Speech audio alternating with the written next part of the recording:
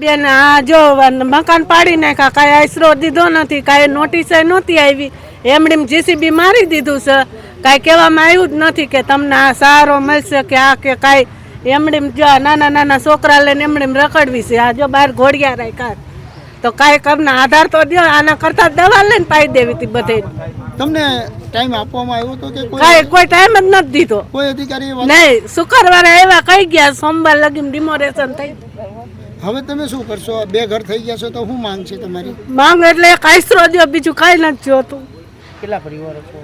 અમે 10-15 જણા છીએ. તમને અત્યારે તમે શું કહેશો? અત્યારે કઈ વાતચીત તમારા થઈ નથી અને અત્યારે તમે ક્યાં જાશો? ક્યાંય નથી જતા, અહીંયા પટમાં પડ્યા છે. કાંઈક આશરો દે ઠીક છે ને પટમાં પડ્યા રહી. બેન, તમારો આશરો સીનવાઈ ગયો છે, તંત્રને શું રજૂઆત છે? કોટર દો, બીજું કાંઈ નહીં. ગમે ત્યાં જમીન હોય કે કોટર હોય, જી હોય ઈ દો.